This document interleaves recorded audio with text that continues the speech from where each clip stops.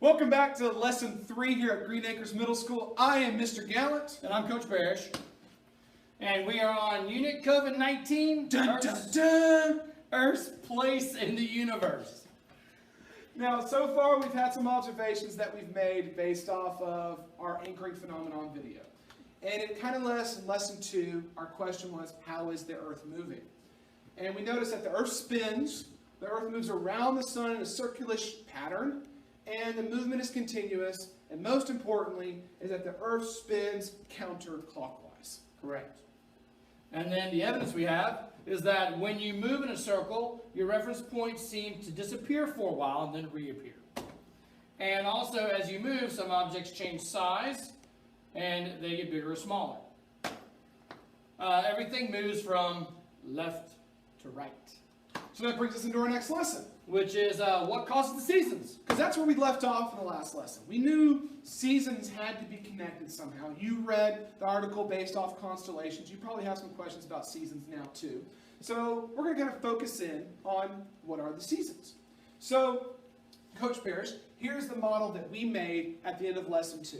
We have the sun in the middle, and we have the Earth going around the sun in a counterclockwise motion. Yes. Now, if I had to ask you, what is our big problem here with seasons if this is our model? Well, if this is our model and we're going in a circle, our distance from the sun that we're moving around would stay the same, which means it'd be the same temperature all year round, which We don't have. isn't true. We have different seasons. We have summer, winter, spring, fall. In Louisiana, we just have summer with a taste of winter. In other places, it's even crazier. Yeah. So we know it can't be a perfect circle. So what we need is an ellipse, or an elongated circle, or Or if a circle and an oval had a baby, it'd be the hybrid of both. okay? So with this model, Coach Parrish, where would you say our summer is? Well, summer it's hot, so like I know by a campfire, if I want to warm up and get hotter, I got to get closer to it. So I picked the 2 closest points, which would be here and here. Okay? And where's winter?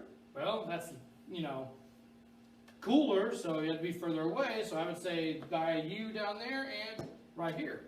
Okay? But again, we have an issue there. If the Earth goes around the sun once every year, and like you said, these are both summer and these are both winter, that means we would have 2 summers every year and 2 winters every year, which is not really how it happens. No, not So here. again, this really can't be our model. That is bad. So what if we move the sun over?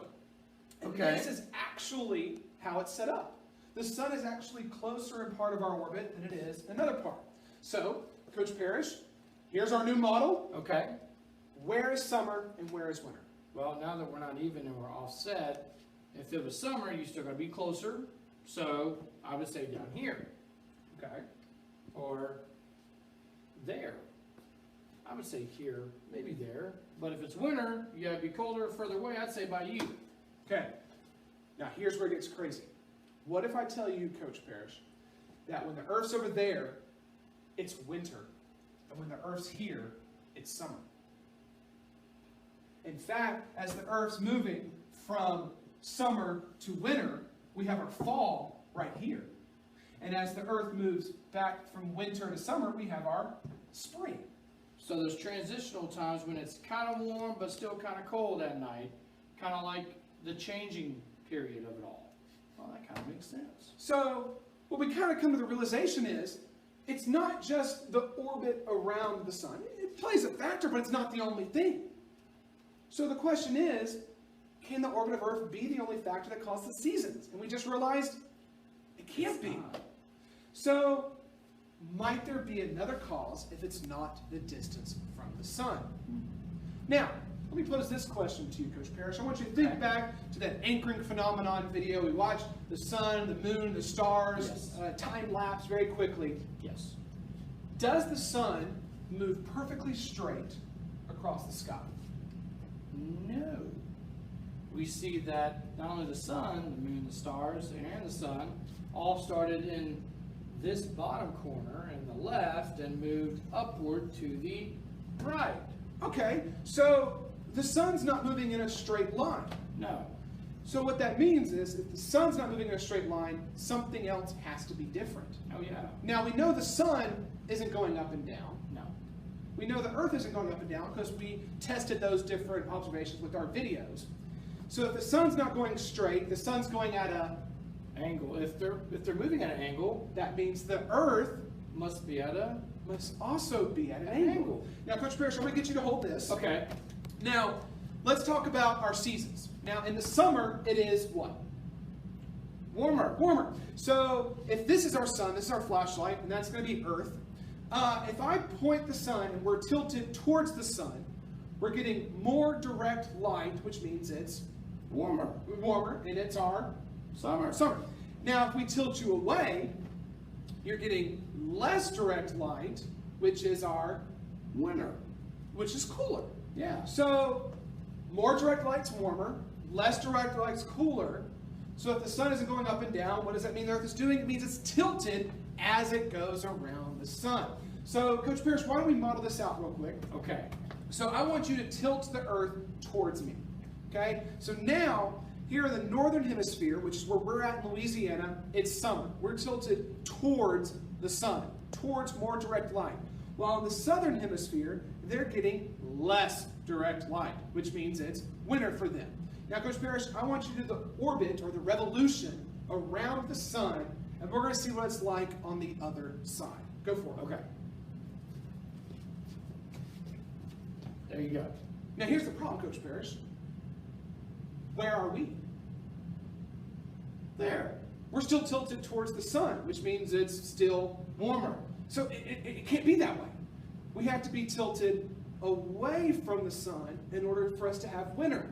So if the earth is tilted that way to give us winter, bring this earth back over here and give us summer.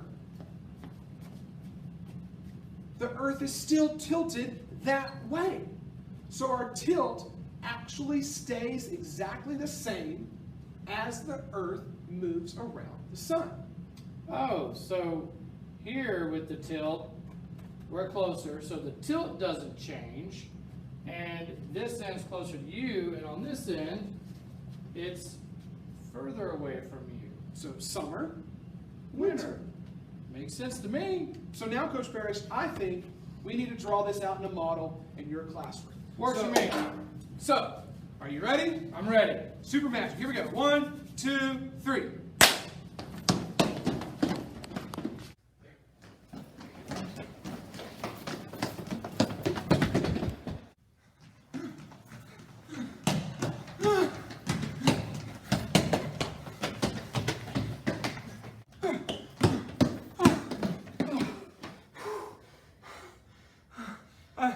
This is tiring.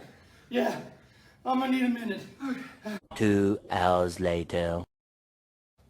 Okay, I'll edit that out. I'll edit that out. All right, Ready? fair So enough. we're here. All right. We're here. And okay, and welcome back to Coach Parrish's room.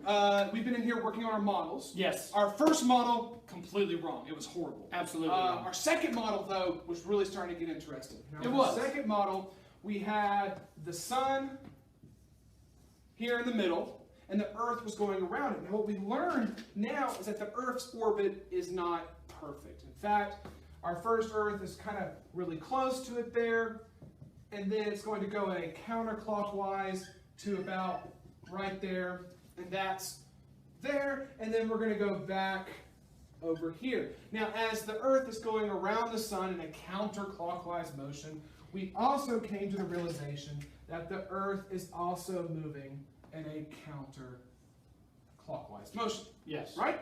So this is everything from lesson 2. So what can we add now, Coach Parrish, for lesson 3? Well, what we can add for lesson 3 is the tilt. Okay? So if you talk about the tilt, we are tilted.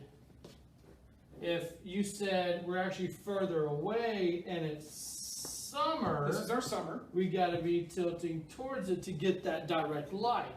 So we've got to be tilting this way, Okay. which means that if we rotate, our tilt doesn't change. tilt still has to be this right there, and we are tilted away. So what seasons do we have over here, Coach? So over here, you said if we are tilted towards, that means more light. That means we have summer up here. Uh-huh. And then over here you said, and we think we know actually it's going to be winter. Okay. Which means here. We have another Earth here. Yeah. And we have another Earth down there. Down here. And what's happening there, Coach? Well, let's see, we got our tilt the same. And if we go from winter to summer in the middle transitional time, we call that spring. Okay. Which means if that's spring, this should be fall. Now, that's the northern part of the Earth. Right, because we have the northern hemisphere and the southern hemisphere. We live in the northern hemisphere. So what's going on in the southern hemisphere? Well, if they're tilted away and we're closer to summer here, that means it's got to be the opposite down there. So it's going to be winter down there. Winter, which means over here in our winter, it's there. Summer. Summer. Okay, so what about up here? If it's spring from us because it's going from winter to summer, they're actually going from summer to winter. So when it's spring for us, it's fall for them. Okay. And down here, when we're going from summer to winter, it's fall, but they're going from winter to summer. So it's spring. Okay, that makes perfect sense. So, interesting fact here, Coach Parrish. Brazil is in the southern hemisphere, and they held the Summer Olympics, so they actually held the Summer Olympics during their winter. That's awkward. Isn't it? Very much so. So, we now have our model. It looks a lot better than our model from lesson 1. Absolutely. But I still think there's a couple more things we still want to know. So why don't we go back to my room. We're going to summarize this lesson and get ready for the next lesson, which is lesson 4. Yes. Okay. All right. So are we going to do the... No, edit that too. Okay. All right. Here we go. Okay, so we're now back in Mr. Gallant's room. Yes. Let's go back and think about what our question was at the beginning of this lesson. First of all, what causes the seasons? That's what we first opened up with, and now we figured out some things. We figured out the Earth is tilted as it travels around the sun, and that the tilt causes the changes in temperature throughout the year, which is what our seasons are: summer, winter, fall, and spring. Unless you live here, this is like almost always summer. Pretty much. What was our evidence? For evidence, our models are showing that the tilted Earth receives different amounts of direct and indirect sunlight. Okay, but what are some things we can be thinking about now? Well, some things which we can be thinking about, or you can be thinking about at home, is when the Earth is tilted, what parts of Earth are getting the most sunlight? Okay. And then the opposite of that, when the Earth is tilted, what parts of the Earth are getting the least amount of sunlight? So, Coach Parrish, if this is my sun and I'm tilted towards the sun, Okay. what's happening at the South Pole? Nothing. Okay, Not getting light. and if we're at winter, we're tilted away, South Pole, the North Pole. No. Wait, is that possible? Is it? Okay, well, I think that's what we need to break down in lesson 4. Okay. So maybe that's it for now. Except for y'all have a little bit of a student reading. This one's called The Revolution of Earth Around the Sun. It's going to go a little bit deeper about our seasons and as we travel around the sun. But as for us, we'll see you in lesson 4. See you then.